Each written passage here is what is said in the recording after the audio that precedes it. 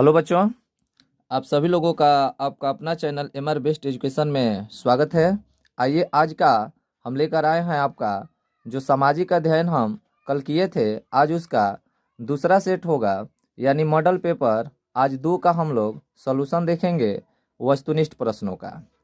कल हम लोग मॉडल पेपर 1 किए थे, जिनमें से 2-3 प्रश्न का उत्तर जल्दबाजी में गलत हो गया था। आज आइए पहले उसको हम सुधार लेते हैं, फिर मॉडल पेपर हम 2 की ओर चलते हैं। तो चलिए हम लोग देखते हैं। देखिए यहाँ एक प्रश्न हमारा गलत हुआ था, क्वेश्चन नंबर 14। कुछ बच्चे कमेंट भी किए थे कि किस वर्ष साइमन कमीशन भारत आया था। देखिए गलत से ये ऑप्शन सी मारे हैं, लेकिन इसका सही आंसर क्या होगा, ये 1908। ये 1928 में साइमन कमीशन भारत आया था, जिसका स्वागत उस समय काले झंडे से किया गया था। तो इसका सही जवाब क्या होगा, डी होगा। हम गलत से क्या मार दिए थे, सी मार दिए थे। चलिए और एक प्रश्न आपको मिलेगा यहाँ 36 नंबर जो प्रश्न है कि भारत में प्रथम पंचवर्षीय योजना की शुरुआत 1952 हम बता दिए थे, लेकिन इसका सही जवाब क्या होगा, 1951। ऑप्शन नंबर बी होगा। ठीक है। और एक प्रश्न था 79 जो सुदूर संवेदी उपग्रह का उपयोग होता है दूर संचार के लिए, लेकिन इसका सही जवाब संसाधनों की खोज के लिए होना चाहिए। ठीक है ना। ये हमारा हो गया। यही 3 ठो सवाल था। एक बच्चा कमेंट किया था 1900 क्वेश्चन नंबर 59। थोड़ा क्वेश्चन नंबर 59 आप देखेंगे। क्वेश्चन नंबर 59 था आपका कि भारत में हरित क्रांति शुरू हुई थी। कोई कह रहा है 1968, कोई कह रहा है कि 1966, कोई कह रहा है 1967। तो ये 1967 ही होगा, ये सही है। ठीक है ना। ये 1966 और 1968 मिलेगा, लेकिन असली 1967 ही होगा। ठीक है। इसका राइट आंसर सी ही होगा। चलिए हम लोग अब चलते हैं सेट नंबर 2 की ओर। तो देखिए ये सेट नंबर 2 हम शुरू करते हैं। तो चलिए सब लोग जुड़ जाइए। देखिए पहला हमारा क्वेश्चन क्या है कि लाल मेजनी का संबंध किस संगठन से था। मेजनी का संबंध किस संगठन से था, तो कार्बोनरी से था। ऑप्शन नंबर क्या होगा, बी होगा। दूसरा प्रश्न आपका है रूस में जार का क्या अर्थ होता है, तो रूस का सम्राट। ऑप्शन नंबर डी होगा। तीसरा है हुआ हुआ आंदोलन किस प्रकृति का था। तो एनसीईआरटी में हुआ हुआ आंदोलन क्रांतिकारी धार्मिक था, लेकिन यहाँ क्रांतिकारी धार्मिक ये दिया है, तो यहाँ पर हम धार्मिक ही मानेंगे। यह धार्मिक एक संप्रदाय से संबंधित है। ठीक है ना। लेकिन एनसीईआरटी के हिसाब चलेंगे तो क्रांतिकारी धार्मिक होगा। ये ऑप्शन नंबर बी, इसको लेकर हम चलते हैं। लेकिन ये क्रांतिकारी धार्मिक होना चाहिए, क्रांतिकारी धार्मिक एक में होना चाहिए। चलिए लेकिन इस ऑप्शन के हिसाब से चलेंगे तो ऑप्शन नंबर बी ही हमारा सही होगा। चौथा प्रश्न है कि भारत में खिलाफत आंदोलन शुरू हुआ था। तो खिलाफत आंदोलन हमारा शुरू हुआ था 1920 में। ऑप्शन नंबर क्या होगा, ए होगा। पांचवा प्रश्न है 1917 ईस्वी में भारत में पहला जूट मिल किस शहर में स्थापित हुआ था, तो कोलकाता में स्थापित हुआ था। ऑप्शन नंबर ए होगा। 6 नंबर प्रश्न आपका है कि पूंजीपति वर्ग के द्वारा किस वर्ग का शोषण हुआ था। श्रमिक वर्ग का, मध्यम वर्ग का, कृषक वर्ग का, कि सभी वर्ग का। तो इसका सही जवाब होगा सभी वर्गों का। 7वां प्रश्न है प्राचीन काल में किस स्थल मार्ग से एशिया और यूरोप का व्यापार होता था। तो किस स्थल मार्ग से एशिया और यूरोप का व्यापार होता था, तो इसका सही जवाब होगा रेशम मार्ग से। ऑप्शन नंबर बी होगा। 8 नंबर है गुटेनबर्ग ने सर्वप्रथम किस पुस्तक की छपाई की थी। तो गुटेनबर्ग ने सर्वप्रथम बाइबिल पुस्तक की छपाई की थी। ऑप्शन नंबर डी होगा। 9 नंबर प्रश्न है राष्ट्रपिता के नाम से किसे जाना जाता है, तो महात्मा गांधी जी को। ऑप्शन नंबर बी होगा। 10 नंबर प्रश्न है कौन सा सामाजिक वर्ग बुद्धिजीवी वर्ग के रूप में उभरकर सामने आया था। तो इसका सही जवाब होगा मध्यम वर्ग ही बुद्धिजीवी वर्ग के रूप में उभरकर सामने आया था। देखिए यहाँ 11 नंबर बिहार में संपूर्ण क्रांति का नेतृत्व किसने किया था, तो Jayaprakash Narayan. Option number D होगा। 12 नंबर प्रश्न देखिए कि टीपू सुल्तान शासक थे तो मैसूर के, इन्हें मैसूर, टीपू सुल्तान कहाँ के शासक थे तो मैसूर के, ऑप्शन नंबर ए होगा। 13 नंबर है जलियांवाला बाग हत्याकांड कब हुआ था तो 13 अप्रैल 1919 को, ऑप्शन नंबर ए होगा। 14 नंबर है प्रश्न आपका कि भारतीय समाचार पत्रों में मुक्तिदाता के रूप में भारत के कौन गवर्नर जनरल विख्यात हैं, तो कौन गवर्नर जनरल विख्यात हैं तो चार्ल्स मेटकाफ, यानी ऑप्शन नंबर डी होगा। चलिए हम लोग देखते हैं 15 नंबर कि नमक कानून तोड़ने के लिए गांधी जी ने कौन सा स्थान चुना था तो ये डांडी चुना था, गुजरात में ये डांडी, ऑप्शन नंबर क्या होगा बी होगा। 16 नंबर है बंगाल का विभाजन कब हुआ था 1905 में, ऑप्शन नंबर आपका क्या होगा सी होगा। 17 नंबर है कार्ल मार्क्स की पुस्तक का नाम है तो कार्ल मार्क्स का पुस्तक एक दास कैपिटल और एक कम्युनिस्ट मैनिफेस्टो, यानी बी और सी ये दोनों होगा, ये ऑप्शन नंबर जो डी कह रहा है बी एवं सी दोनों, ठीक है। चलिए 18 नंबर है, 18 नंबर याद रखेंगे ये वाला जो पुस्तक है ये 1848 में प्रकाशित हुआ था, ठीक है ना। दास कैपिटल तो सब लोग जानते हैं लेकिन ये भी हुआ था 1848 में। चलिए आगे हम लोग चलते हैं। किसने कहा मुद्रण ईश्वर की दी हुई महानतम देन है, सबसे बड़ा तोहफा, तो ये मार्टिन लूथर, यानी ऑप्शन नंबर क्या होगा बी होगा, मार्टिन लूथर ने कहा था। 19 नंबर है आपका कि इटली और जर्मनी के एकीकरण के विरुद्ध निम्न में कौन था, तो ऑस्ट्रिया इटली और जर्मनी के एकीकरण में सबसे विरुद्ध था। 20 नंबर है जर्मनी के एकीकरण का प्रमुख वास्तुकार कौन था तो बिस्मार्क था, ठीक है। चलिए 21 नंबर प्रश्न है जब हम लैंगिक विभाजन की बात करते हैं तो हमारा अभिप्राय क्या होता है, तो हमारा अभिप्राय होता है कि समाज द्वारा स्त्री और पुरुषों को दी गई असमान भूमिका, ये ऑप्शन नंबर जो बी देख रहे हैं यही इसका सही जवाब होगा, ठीक है। चलिए 22 प्रश्न की ओर चलते हैं। 22 नंबर आपका प्रश्न है, 22 नंबर प्रश्न आपका कह रहा है कि निम्नलिखित में कौन संघ राज्य की विशेषता नहीं है, तो संघ राज्य की विशेषता नहीं है तो लिखित संविधान तो है, शक्तियों का विभाजन भी है, सर्वोच्च न्यायालय भी है, लेकिन एकहरी शासन व्यवस्था संघ राज्य की विशेषता नहीं है, यानी ऑप्शन नंबर क्या होगा, ऑप्शन नंबर ए आपका सही जवाब होगा। 23 नंबर है इनमें से कौन सी एक बात लोकतांत्रिक व्यवस्थाओं के अनुरूप नहीं है, इनमें से कौन सी एक बात लोकतांत्रिक व्यवस्थाओं के अनुरूप नहीं है, तो बताना है आपको। कानून के समक्ष समानता एकदम है, स्वतंत्र एवं निष्पक्ष चुनाव ये भी सही है, बहुसंख्यकों का शासन ये गलत है, उत्तरदायी शासन व्यवस्था ये सब है, लेकिन ये लोकतांत्रिक व्यवस्था के अनुरूप नहीं है, जरूरी नहीं है कि जिसका संख्या ज्यादा होगा वही शासन करेगा। चलिए 24 नंबर प्रश्न है भारत एक लोकतांत्रिक राज्य है, निम्नलिखित में से किसमें यह घोषणा की गई है, तो किसमें यह घोषणा की गई है तो यह प्रस्तावना में कहा गया है कि भारत एक लोकतांत्रिक राज्य है। 25 नंबर है किस लोकसभा चुनाव के बाद महिलाओं की भागीदारी 10% से अधिक हो गई है, तो 16वीं लोकसभा चुनाव के बाद, ऑप्शन नंबर ए होगा। 26 नंबर है भारत में संघ एवं राज्यों के बीच अधिकारों का विभाजन कितने सूचियों में हुआ है, तो संघ सूची, समवर्ती सूची और राज्य सूची, यानी ऑप्शन नंबर ए, यानी 3 सूचियों में हुआ है। 27 नंबर है निम्नलिखित में कौन लोकतंत्र में रंग भेद के विरोधी नहीं थे, तो जेड गुडी जो थे रंग भेद के विरोधी नहीं थे, बाकी सब थे। 28 नंबर है वर्तमान में नेपाल की शासन प्रणाली है, तो वर्तमान में नेपाल में राजतंत्र समाप्त हो गया है, यानी लोग संघ गणराज्य हो गया है, यानी लोकतंत्र हम बोल सकते हैं, यानी ऑप्शन नंबर ए होगा। 29 नंबर है राजनीतिक दलों की मान्यता और उसका चिन्ह किसके द्वारा प्रदान किया जाता है, तो राजनीतिक दलों की मान्यता और उसका चुनाव चिन्ह जो है निर्वाचन आयोग के द्वारा तय किया जाता है, ऑप्शन नंबर सी होगा।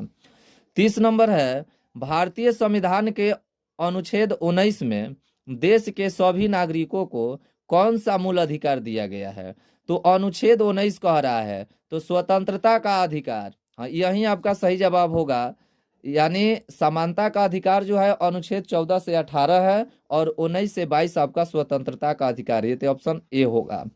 31 नंबर है निम्नलिखित में से कौन राष्ट्रीय दल नहीं है, ये सब आपका राष्ट्रीय दल है, लेकिन राष्ट्रीय जनता दल जो है राष्ट्रीय दल नहीं है। Option number D.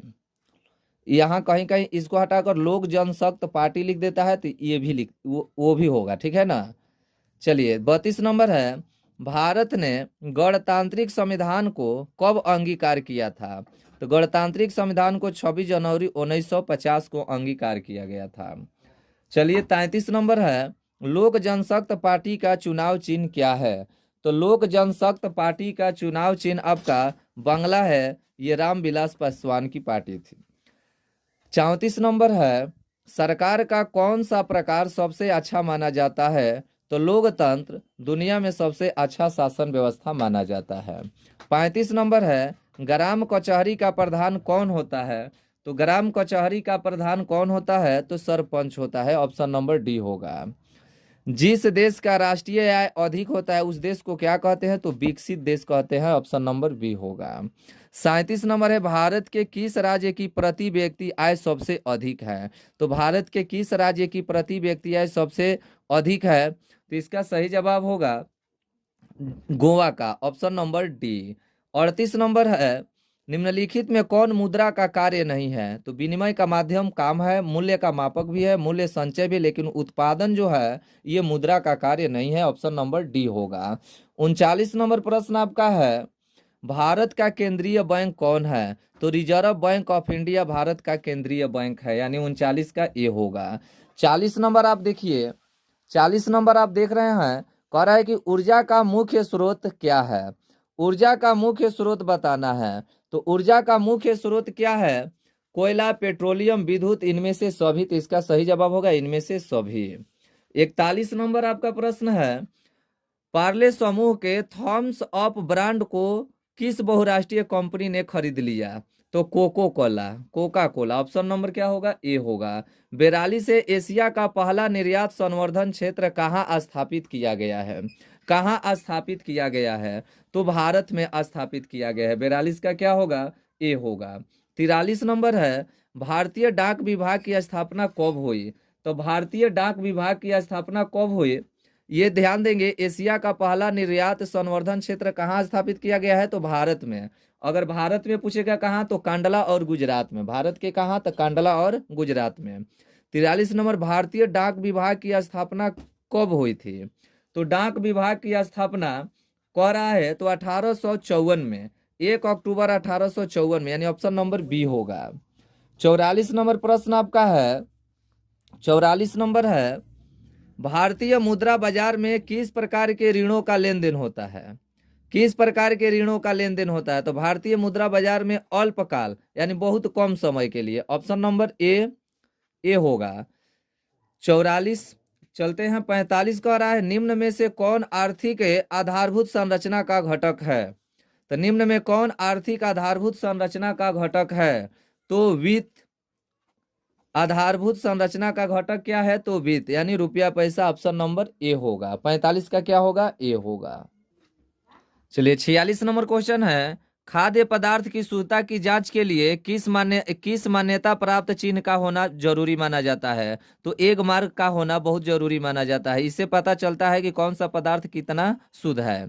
47 नंबर प्रश्न है, भारत में योजना आयोग का गठन कब किया गया था? तो इसका सही जवाब होगा 15 मार्च 1950 ईस्वी को। 48 नंबर है, भारत की वित्तीय राजधानी किस शहर को कहा जाता है? तो इसका सही जवाब होगा मुंबई। 49 नंबर है, आर्थिक विकास संबंधित है। आर्थिक विकास किससे संबंधित है? तो परिमाणात्मक परिवर्तन से और गुणात्मक परिवर्तन से। परिणाम और गुण दोनों को देखा जाता है, यानी ऑप्शन नंबर सी होगा। 50 है, भारत में उपभोक्ता संरक्षण कानून कब लागू हुआ था? तो 1986 में लागू हुआ था। ठीक है, इसको ध्यान देना है। यहाँ थोड़ा मिस्टेक हुआ है कि भारत में उपभोक्ता संरक्षण कानून कब लागू हुआ था, तो ये 1986 दिया है, लेकिन काम शुरू हुआ था ये किसके शासनकाल में? ये कहीं कहीं आपको मिलेगा, यहाँ मिस प्रिंटिंग कहीं कहीं 1985 सबसे ज्यादा दिखाई देगा, तो इसको आप लोग सही नहीं मारेंगे, ये गलत है। ये राजीव गांधी के शासनकाल में वास्तव में उपभोक्ता संरक्षण कानून 1986 में ही पारित हुआ है। कहीं कहीं आपको मिलेगा 1985, और ये 1985 नहीं तो 1984, तो ये नहीं होगा। बहुत से बुकों में 1985 आपको देखने को मिलेगा, ठीक है, लेकिन इसका सही जवाब 1986 ही होगा। उस समय शासन में कौन थे? तो राजीव गांधी। चलिए आगे हम लोग चलते हैं। सोपानी कृषि प्रचलित है, तो सोपानी कृषि प्रचलित है तो हरियाणा में, उत्तराखंड में, याद रखेंगे उत्तराखंड में सोपानी कृषि प्रचलित है। 52 नंबर है, अविभाजित बिहार में निम्नलिखित में कौन एकमात्र नियोजित नगर था? अविभाजित बिहार में तो उस समय पटना था, ऑप्शन नंबर ए। 53 है, पटना हवाई अड्डा का क्या नाम है? तो जयप्रकाश नारायण अंतर्राष्ट्रीय हवाई, यानी ऑप्शन नंबर जो ए देख रहे हैं ये होगा आपका सही जवाब। बिहार में रज्जू मार्ग कहाँ है? तो बिहार में रज्जू मार्ग आपको राजगीर में देखने को मिलेगा। रज्जू मार्ग कहाँ देखने को मिलेगा? राजगीर में। राजगीर में कहाँ? तो गुद्धूकुट पर्वत पर। राजगीर में कहाँ? गुद्धूकुट पर्वत पर। 55 नंबर है, बिहार में खनिज तेल मिलने की संभावना है। तो बिहार में खनिज तेल मिलने की संभावना है, ये उत्तर बिहार मैदान में, उत्तर बिहार मैदान में, यानी ऑप्शन नंबर बी। 56 है, कांवर झील स्थित है। तो कांवर झील कहाँ पर है? ठीक है, चलिए ये थोड़ा देख लीजिए, ये हम जल्दी जल्दी में बोल दिए, आपको ये दिखाई नहीं दिया होगा। ये बिहार में रज्जू मार्ग, राजगीर में, बिहार में खनिज तेल मिलने की संभावना, उत्तर बिहार मैदान में। कांवर झील कहाँ पर है? कांवर झील कहाँ पर देखने को मिले? 56 का सही जवाब क्या हम बताएं? कांवर झील बेगूसराय जिला में ना। कांवर झील कहाँ पर है? तो बेगूसराय जिला में है, ऑप्शन नंबर सी होगा, ठीक है। 57 नंबर देखिए, 57 नंबर है, संजय गांधी जैविक उद्यान किस नगर में है? तो पटना में है, ऑप्शन नंबर क्या होगा? डी होगा। 58 नंबर देखिए, निम्नलिखित में कौन सड़कों का एक वर्ग नहीं है? तो सड़कों का एक वर्ग नहीं है, पूर्व पश्चिम गलियारा एक्सप्रेसवे, देखिए ये सब सड़कों का एक मार्ग है, लेकिन ये ऑप्शन नंबर ए जो है सड़कों का मार्ग नहीं है। 59 नंबर है, बृहद क्षेत्र में जल की उपस्थिति के कारण ही पृथ्वी को कहते हैं, क्या कहते हैं? तो नीला ग्रह कहते हैं, ऑप्शन नंबर बी होगा। 60 नंबर देखिए, 60 नंबर आपका है, 60 नंबर आपका देख, ये दिखाई दे रहा है। 60 नंबर आपका है कि बिहार में सर्वाधिक आबादी किस जिला में है? तो बिहार में सर्वाधिक आबादी किस जिला में है? तो पटना जिला में है, ऑप्शन नंबर सी होगा। 61 नंबर है, विश्व व्यापार संगठन का मुख्यालय कहाँ पर है? तो जिनेवा में है, ऑप्शन नंबर ए होगा। 62 नंबर है, गोलघर का निर्माण, गोलघर का निर्माण कब हुआ? तो गोलघर का निर्माण 20 जनवरी 1784 में शुरू हुआ था। 1784 में शुरू हुआ था, लेकिन पूरा कब हुआ था? 1786 में, 20 जुलाई 1786 में। तो 84 में शुरू हुआ था और 86 में पूरा हुआ था। अगर 84 दिया रहता तो हम 84 मारते, लेकिन 84 नहीं दिया है, 86 दिया है, तो इसलिए हमारा सही जवाब क्या होगा? 86, यानी सी। राउरकेला लौह इस्पात उद्योग है, तो राउरकेला लौह इस्पात उद्योग कहाँ पर है? तो इसका सही जवाब क्या होगा? इसका सही जवाब आपका होगा उड़ीसा में, ऑप्शन नंबर ए। बिहार का सबसे बड़ा नगर कौन है? तो बिहार का सबसे बड़ा नगर पटना है, ऑप्शन नंबर ए होगा। 65 है, महात्मा बुद्ध को ज्ञान की प्राप्ति कहाँ हुई थी? तो बोध गया में हुआ था, ऑप्शन नंबर क्या होगा? बी होगा। डेक्कन ओडिसी रेलगाड़ी किस राज्य में चलती है? तो इसका सही जवाब क्या होगा? किस राज्य में? तो महाराष्ट्र में, ऑप्शन नंबर सी। भारत का सबसे बड़ा रेलवे क्षेत्र कौन सा है? तो भारत का सबसे रेलवे क्षेत्र कौन सा है? तो हावड़ा रेलवे, यानी वो नहीं दिया है, पूर्व रेलवे क्षेत्र, ये होगा आपका उत्तर रेलवे क्षेत्र, ऑप्शन नंबर डी होगा। क्या होगा? डी। 68 है, निम्न में कौन उपभोक्ता उद्योग है?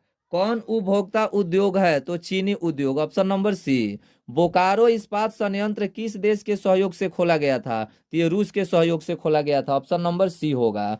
70 है, भारत का सबसे बड़ा लौह अयस्क उत्पादक राज्य कौन सा है? तो भारत का सबसे बड़ा लौह अयस्क उत्पादक राज्य आपको पूछेगा तो आपको याद रखना है, पहला नंबर पर आपका उड़ीसा आता है, दूसरा नंबर पर आपका छत्तीसगढ़ आता है, और तीसरा नंबर पर आपका कर्नाटक आता है, और चौथा नंबर पर आपका झारखंड आता है। तो इसमें सबसे बड़ा कहेगा तो पहला नंबर पर आपका उड़ीसा आता है, तो इसलिए इस पर आप लोग कंफ्यूज में मत रहिएगा कि उड़ीसा भी दे दिया है, कहीं झारखंड भी दे दिया है। तो पहला स्थान पर उड़ीसा है, फिर एक बाद छत्तीसगढ़ है, फिर एक बाद कर्नाटक है, फिर एक बाद झारखंड है, ठीक है ना। तो ये इसका सही जवाब क्या हम करेंगे, उड़ीसा, यानी ऑप्शन नंबर ए। 71 है, प्राकृतिक संसाधनों के संरक्षण के लिए 1968 में कौन सा कन्वेंशन हुआ था। कौन सा कन्वेंशन हुआ था, तो Africa convention, option number A होगा। बिहार राज्य है, तो बिहार एक कृषि प्रधान राज्य है, ऑप्शन नंबर डी होगा। बिहार में कितने जिले हैं, तो ये सब लोग जानते हैं। अगला है 74, निम्नलिखित में से किसे बाढ़ से सबसे अधिक हानि होती है, तो फसल को, पशुओं को, भवनों को, सभी को, तो ये सभी को, ऑप्शन नंबर डी होगा।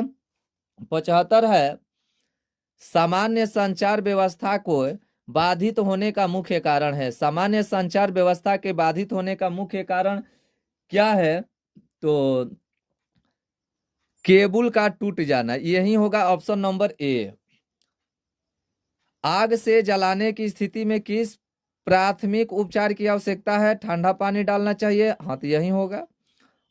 77 है, भूकंप केंद्र के ऊर्ध्वाधर पृथ्वी पर स्थित केंद्र को कहा जाता है, तो भूकंप का केंद्र कहा जाता है, ए होगा ऑप्शन नंबर। 78 है, बिहार का कौन सा क्षेत्र बाढ़ से प्रभावित है, तो बिहार का कौन सा क्षेत्र बाढ़ से प्रभावित है, तो उत्तरी बिहार जो है बाढ़ से प्रभावित है।